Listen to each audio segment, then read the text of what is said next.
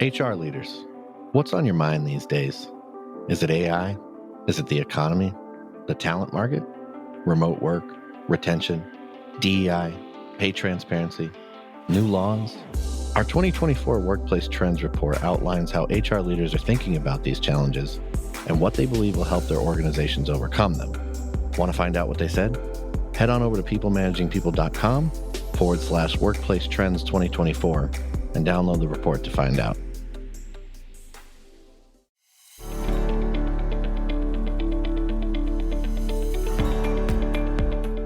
Welcome to the People Managing People podcast. We're on a mission to build a better world of work and to help you create happy, healthy, and productive workplaces.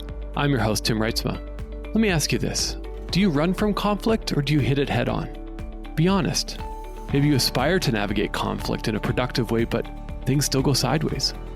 In today's episode, you will learn practical insights on how to navigate conflict. Marlene Chisholm is a seasoned speaker, coach, consultant, author of 4 books, LinkedIn Learning instructor, so I'd say she's an expert on the topic for today's episode. Stay tuned to learn a framework on how to navigate conflict. Marlene, welcome to the People Managing People podcast. Thanks for joining us today. Thank you so much for having me, Tim. You know, when I saw this form come through our website, all about the topic of about how to move from conflict to courage as a leader, it just intrigued me because the world of work right now is full of conflict. And I know leaders and managers are just getting beat up and are struggling. And so this is a timely topic. We're going to have a great conversation about this. But before we get into this, tell us a little bit about who you are and what's top of mind for you these days. Wow. Well, I'm a speaker, author, consultant, and my kind of water is wet statement is that I work with leaders that want to build drama-free cultures that drive growth and reduce costly mistakes. So really everything is contained in that, and it can come out in my writing. It can come out as coaching or consulting or even training, virtual training. So we really just look at what are the problems, what are the outcomes you want, what are the obstacles, and then I design a program, whether that's a one and done or whether it's a 3-part training or whether it's consulting in 6 months or a year. So really, I just love to work with organizations and the leaders in those organizations that they can create a more aligned culture. What's top of mind for me is that I think I've been seeing this coming for a long time. My first book was Stop Workplace Drama, which was in 2010. Now we're into, getting ready to go into 2023, and conflict is really only increasing. And I think it's due to the speed at which we're operating, COVID, technology. We're losing some of our language in a way. We're changing things up and changing the rules. So we're in fast change. And I've got this saying, like, as within, so without. That's not my saying. It's something that's been out there for a long time. So we have to, what's top of mind for me is that conflict is going to increase. And our best shot of reducing it is to really work on our inner game as well as just the skill sets. There's just so much even packed into that about what's top of mind. And I love what you're about, drama-free cultures. I think anybody who's listening to this is now going, ooh, okay, I'm intrigued about how do you actually do this? And we're going to get into that. We're going to get there. And I also want to say, a little plug for you is LinkedIn Learning. You've got a number of courses up there. I said just before we hit the record button, I was going through the conflict management one, and it is phenomenal. It's practical. It's insightful. So for anybody who's listening, we'll definitely be putting those links in the show notes. Go check that out as well. Thank you. So we're talking about conflict and courage as leaders, but I think we need to start at kind of the foundation. What is at stake for mismanaging conflict? In a nutshell, I can say that every big problem, every big blow up, every lawsuit, every EEOC complaint, whatever it is that's showing up in your organization, whatever it is that's huge, it's big, it's bothersome, you're losing people, there's absenteeism, there's negativity. It can almost always be traced back to a conversation that should have happened but did not. Mm-hmm. Yeah, it's then filled with assumptions is what I'm hearing is like, conversation should have happened. We assume everybody can read each other's minds or read between the lines. And then all of a sudden there's a conflict that has come up. And yeah, what's your thoughts on that? Well, not just that, not just the assumptions. If I, as a leader, know that someone's performance or behavior needs to be addressed, I talk about 3 different ways that leaders have dysfunctional behavior. And I do that just to categorize it so that it's easy to remember. And I call it the 3 A's: avoiding, appeasing, and aggression. Until we're aware of that, we've got these dysfunctional ways of behaving as leaders that actually add to the drama and make someone feel misunderstood, which is what you're saying, the assumptions. Mm-hmm. But let's say that this is what I've seen happen in real life. This is practical application. Let's say there's a person or two that feels not heard, not included, and then they attach it, as we all do. Well, it's because I'm a woman. It's because I'm of color. It's because I'm disabled. It's because I'm old. I mean, it can be anything. Whatever the issue is, that's going to, right in these days, it's going to be the first assumption. The assumption's not going to be, well, that person doesn't know how to guide this conversation, or maybe they think I'm hard to get along with, or maybe they haven't had this kind of we never assume that. We assume it's because of something personal against us. When that happens and that leader, they don't want to tell their executive because, after all, I'm hired to handle these problems, so I'm going to look incompetent. So there's a conversation also that I'm not having because I'm afraid for my own job. So what I do is I go and tell them there's a little bit of stirring, and they say, look, you're the leader, handle it. So then I do a reorganization and I move these people to a different department, or they go work in the basement. And now it really seems like you're not listening to me. So that's the conversations that should have happened that didn't, because I'm too afraid to say, I'm not sure how to solve this problem. I hate it that you feel that way. Let's look at policy. Let's try to co-create. This feels bad. We don't know how to do that. So therefore, because I'm moving the chess pieces on the board, because I'm avoiding letting my own boss know because of the ways we think culturally, like I'm not a micromanager or I don't handhold. But sometimes you have to a little bit, not micromanage, but you need to have an understanding of what's going on below you, above you. And so because we're afraid to address these things, these decisions get made and we appease. We say to someone, I'll get back with you later. Great idea. We will talk about it. I will take this forward. And then we don't. Mm-hmm. We like to make people happy in the moment because it feels bad to say, I don't know, or this feels awkward. We will figure it out. Thank you for bringing it to me. I do want to keep it top of mind. Let me put it in the calendar for next Tuesday at 2 to get back with you. We don't have those skills. So therefore, the conversations that should have happened lead to all these assumptions and personality issues. And it's all about me versus we just have opposing drives, desires, and demands. And we need to be able to hold space for each other while we work through it. Is there a root cause? Like, I know we talk about communication. But I'm also hearing, we're afraid, we're avoiding, we're appeasing, there's aggression. And what is, in your thoughts, is that root then for that conflict? It's like, and maybe that's a 3 or 4 pronged question. What's coming up for me is that level of being afraid. Yeah. And in one of your courses, you talk about that salesperson who is like hitting their numbers, but is super aggressive and causing conflict within the culture. And so, what's your thoughts on that? Yeah, there are some root causes. And while it will seem different, like the context will seem different, or,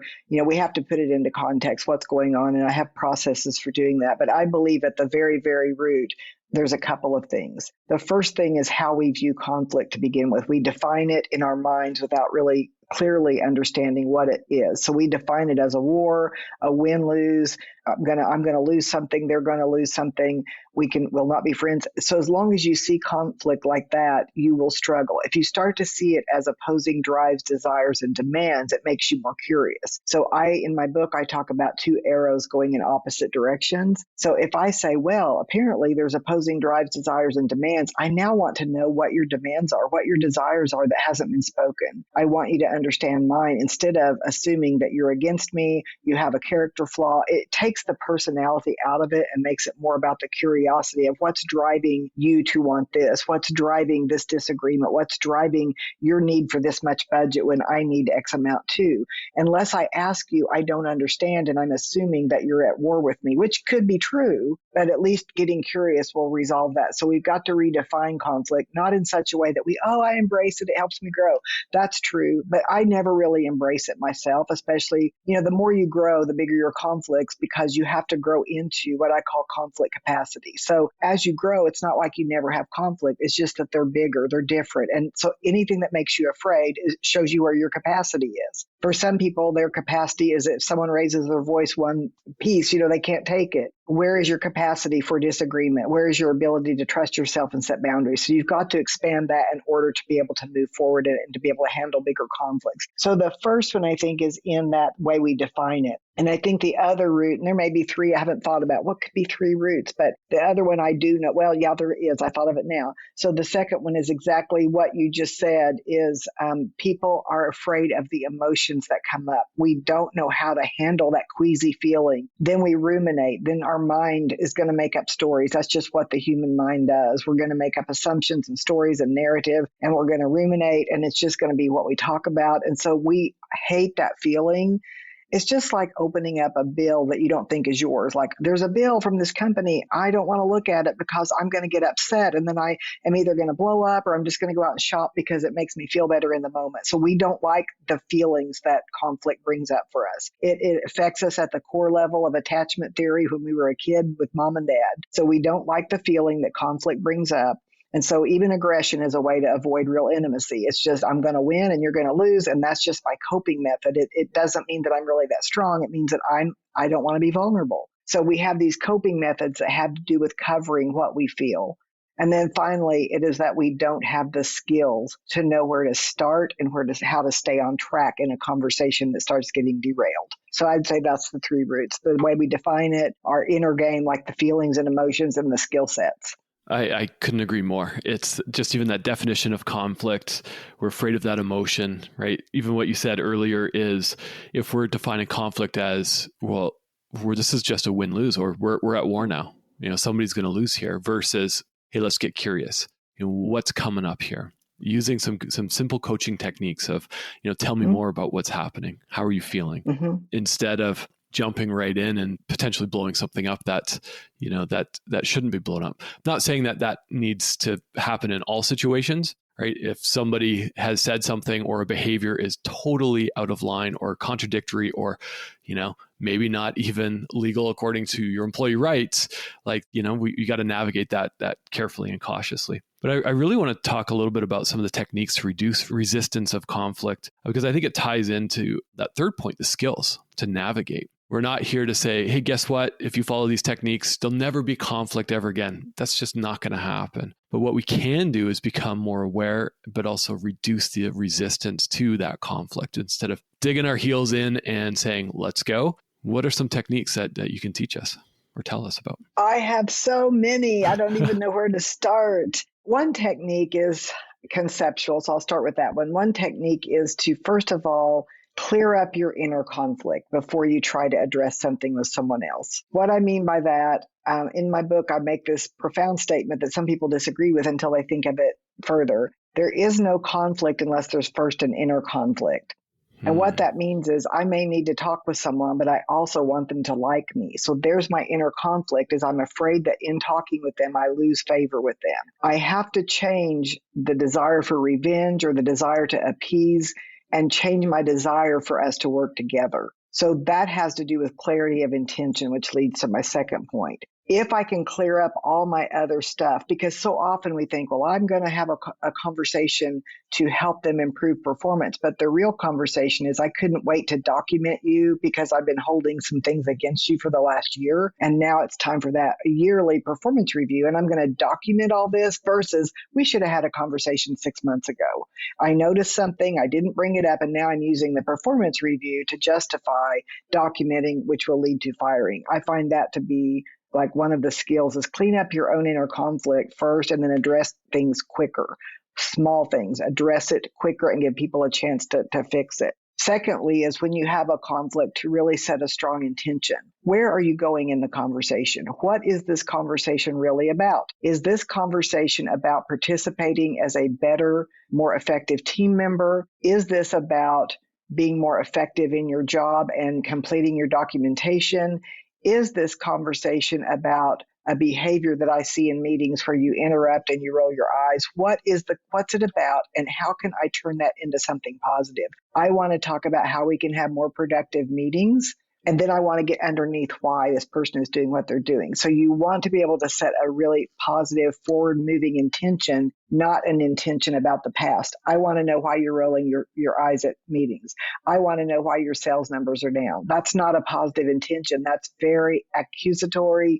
It's going to create a lot of red flags. A lot of the spikes are going to go up. So you want to say, the intention of this meeting is to explore ways that we can get on the same page as a team. And in the book, I have a method that I share. So I'll just kind of go through some of that. But it's like, my intention for this meeting is X. That means that we've now put an island out there to say we're rowing to this island. If in that conversation someone says, well, I don't think that's fair, you didn't get on to Mark, Mark did the same thing, now we're going to get distracted if we hang on to that. Oh, well, yes, I did. You just didn't know about it. No, I know, because Mark said to me, and now we're in a conversation about someone else. So you want to be able to say, I understand you may feel that way, but that is between me and Mark. And what I'm talking about today is you. I'll deal with Mark later. So we want to be able to hold the conversation to the intention. So my intention of this conversation, what I've observed. So that is the observable behavior. Another correlating skill with that is the story I'm telling myself about that behavior, the story I'm telling myself, the feeling I have. When you're saying my perception or my feeling or my story, my narrative, I'm saying, please correct me. I'm not saying you did do that on purpose. I'm not saying I know your intention. I'm saying how I'm processing what I saw. Almost always someone will go, oh, no, not at all. You're just too sensitive. That's your chance to say, perhaps I am, but this is what I need instead. You don't argue the point and go to the island playing verbal ping pong. No, I'm not. You do this to everybody. Everybody feels. You don't get into that. You say, perhaps, that's valid. However, here's what I need. Because what will happen is that behavior will start to subside just because the awareness of it has been brought into the room. And that person's going to say, no, it's not. I never do that. But now every time they do it, they're going to notice it. So it's my intention, what I've observed, what I want. I want us to all work together. What I don't want is to think this is just you, that you're the only one. This is not about that. This is about us as a team going back to intention. Because the way this affects our business, the way this affects our team, the way this affects our customer service, you then talk about the business case. And if you haven't thought that far, you really need to, because if it's just irritating you, that's a different issue.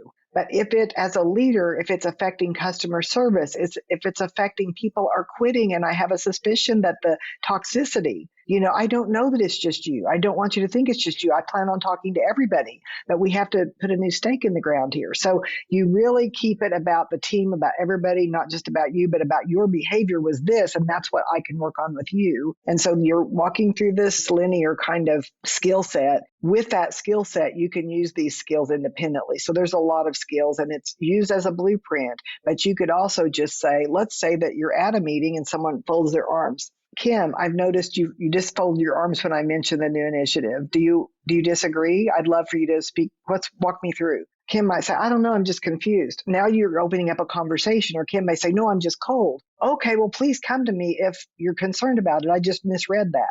When you learn how to use these skills independently, you're having conversations and perceptions much sooner versus the story in my head is that you don't disagree. And now I'm going to avoid that because it feels too bad and we're going to do it anyway.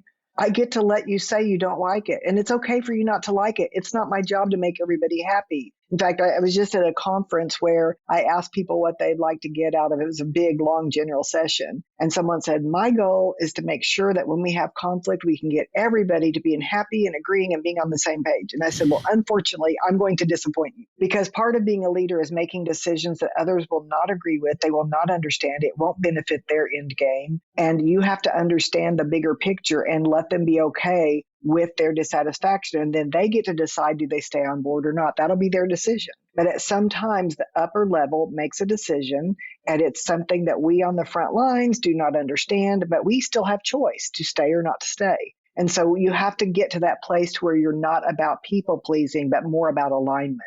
So much good stuff in there. Again, the intention, observe. I'm hearing things like the language we use. I'm hearing things, again, that coach approach, like, hey, I've noticed this. Tell me about that. Yeah. And maybe maybe like you said, maybe you've completely misread the room, but at least you're not walking away going, in your example, oh, well, Kim's just annoyed and doesn't like this initiative, where she was just cold and just wanted to cross her arms and stay warm. If you're noticing this. And Kim may lie too. And Kim may lie. Yeah. And Kim may not tell you the truth. So you can't be attached to that. You're just attached to bringing the observed into the room and giving it space. And Kim may then think about that and be kind of bothered by it, but then start to correct behavior. So you're not attached in just the observed to say, this has to change. They may deny it. later in the conversation, you will talk about changes that need to happen. But if it's just a one-off, I just noticed this, the way I interpreted it is that you really disagreed. And they're going to say, I did. Well, I'd love you to bring that to me. Like, don't feel afraid. And while the meeting was not the place for that, let's have a conversation. Mm-hmm. You can still have those conversations. It's just that you have to get comfortable listening to things you don't agree with. And you've got to stop yourself and let people be heard, because very often, once they've been heard, they can then accept the decision. Very often, it's just that they don't feel heard, and that feels worse. And now they want to win. Mm-hmm. So if you can let people be heard and say, I understand, I might feel that way if I was in your position. Are there any choices you see on how, like that's coaching once again, are there any choices you see how this could make it easier for you, give you more support while we make these changes? If you really tell employees the truth about where they have power and where they don't, that's going to help versus making them think they have a vote when indeed it's already been decided. I see that a lot. Mm-hmm.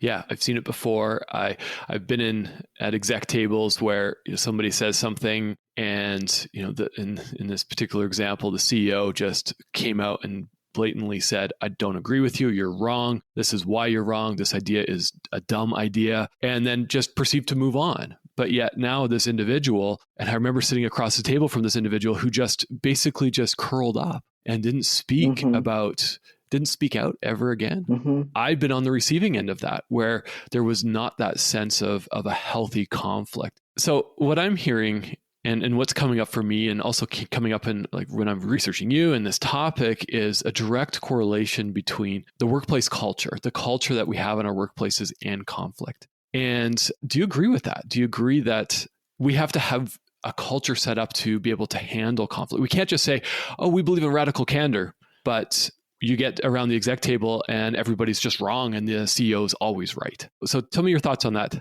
Well, they're more about the candor than they are about the kindness. And I love that book as well. But I think it's really about the awareness of the very top level. And very often they don't have that because they don't need to have it. And when people are afraid to voice an opinion, then it becomes, we're all just worshiping the emperor who has no clothes. And that works as long as the leader's visionary tactics are growing the company. Eventually, though, I do believe it will implode in some way. It'll implode in different ways, like there'll be turnover, everybody's a yes person. So this is really about increasing that conflict capacity and monitoring yourself and having someone observe you as a leader to see what that's producing. And while I admire someone that has that vision and that strategy and they're crystal clear, on the other end of that, it can be so much clarity about what you think is needed that you're not hearing or listening to other voices. So there's this balance beam, I think, that leaders have to walk that's really difficult. They want to streamline the meeting. They don't want people talking while they're talking. But if people are afraid of you, and that's the key, if they're afraid of you, that might feel good to you, but what that really speaks to me is a lack of personal development. Mm-hmm. Yeah, we could have a whole conversation about if people are afraid of you, because what's coming up for me is, well, how do I know if people are afraid of me? And, that's a whole other conversation. I think that would be a good episode for a part 2, because, that is, in my opinion, like the culture of the environment we're creating, whether it's remote or hybrid or in person, if we're not having ourselves set up to have some healthy conflict, because there is healthy conflict, there's healthy debate. Absolutely. It happens in our personal lives all the time where, I was in a conflict with my partner, just recently, not going to go into it, but we've worked past it, and we've continued to work past it for the last 12 years. So there's things that we can work through. But in our workplaces, we need to address this conflict head on, or even the ability to have a conflict. Yeah, because at the top, what I see with people that are conflict averse, but they're very powerful, strong leaders, they just fire people. They just move people out of departments, they reorganize.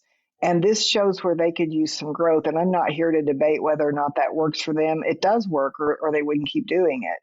However, is there an even bigger vision? And what are you missing in your own growth just by not being able to calm it down 2 or 3 notches? I just see a lot of yes people and actually a lack of integrity. It will lead to a lack of alignment, because when we worship the leader more than we do the values, that creates a problem. And I see that a lot. Yeah. I see it a lot as well. And I think as we look to wrap up our episode, I think, we've kind of walked through that drama-free culture. That's what we want to, that's our North Star, what we're trying to achieve. We've talked a lot about avoiding and appeasing and aggression, those 3 A's. I love that. I'm going to remember that. I wrote it down. Addressing it is that inner conflict with ourselves, right? If we find ourselves just, somebody says something and we just feel that our blood's starting to boil, just take a pause. Are you going in guns blazing, or, maybe you need to take that pause. Maybe somebody who's listening today, who's on their way to work, maybe who is coming out of some conflict, somebody who's listening, but maybe they need to communicate something that will potentially stir up conflict. What is that one thing that they can do? So our audience is quite diverse, but I think we often end up going into hard conversations where we can control the words. We can't necessarily control the reaction. What is that one thing that you can leave us with when we're communicating something that's potentially going to stir something? I would say strive for leadership clarity first. Don't go in unprepared to a conversation. Do some preparation first. We've already talked about setting an intention, figuring out what that intention of the conversation is, and cleaning up your own energy. Really try to view that person as just another person on the journey, trying to figure their life out too. Try to come as equal beings of importance, and yet they still have their role. So before you have the conversation, there's a method that I teach called Achieving Leadership Clarity. And leadership clarity is the ability to articulate the situation. So what is the situation? And by that, I mean, what is happening that should not be happening? What is not happening that should be? That takes it out of all these assumptions and personalities. So that's your situation.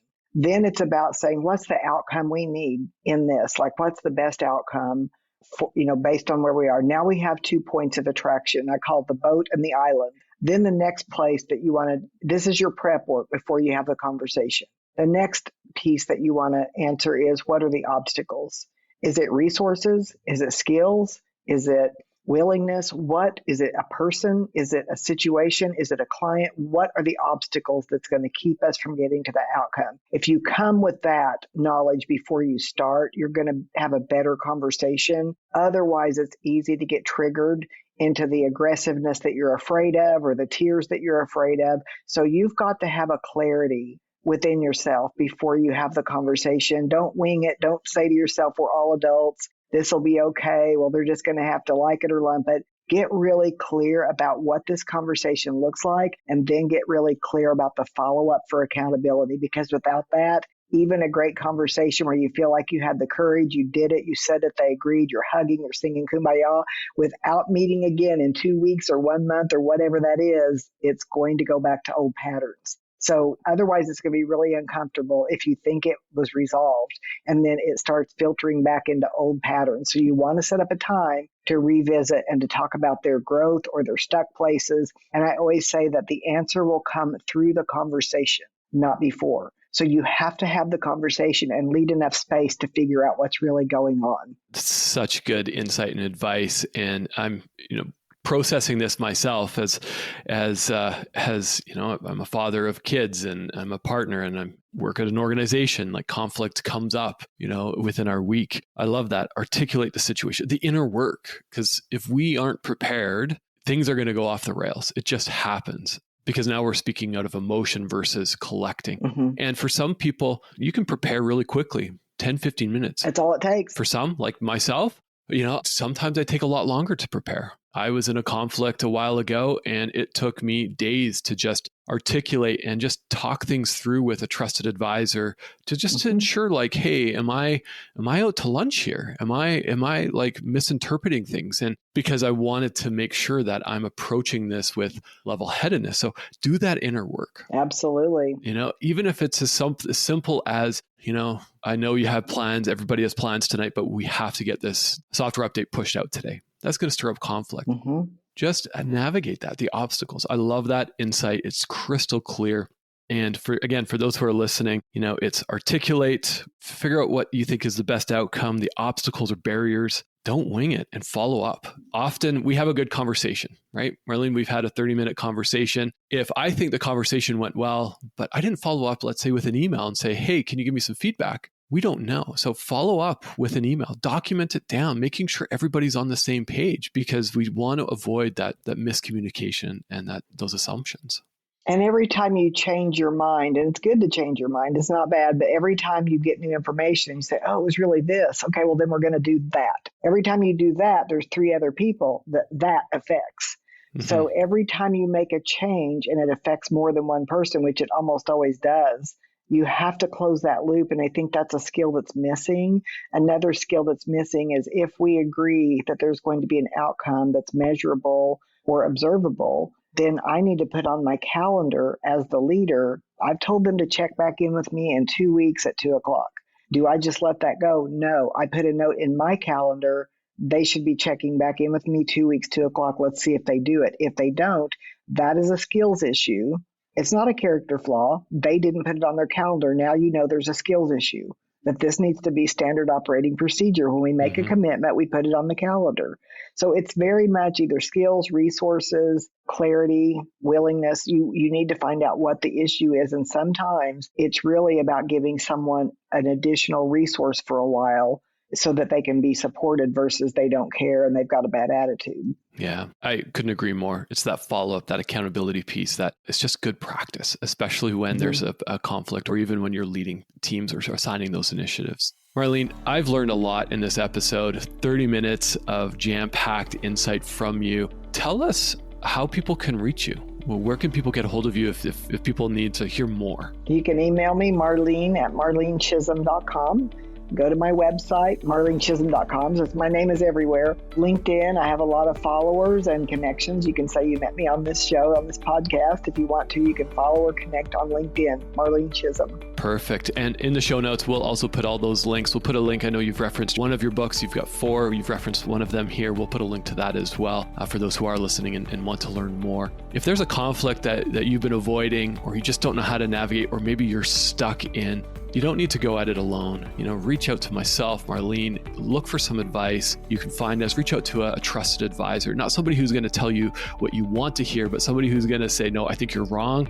And here's how to navigate it. So with that, if you are struggling with this, now's the day. Tackle this conflict that you've been avoiding. If you like this episode or have an idea for other episodes, please reach out to me, tim@peoplemanagingpeople.com. I'd always love to hear from you and love to connect with you also on LinkedIn. So if you like this episode, please like and subscribe and give us a rating. That shameless plug, we like ratings. And with that, I hope everyone has a great day.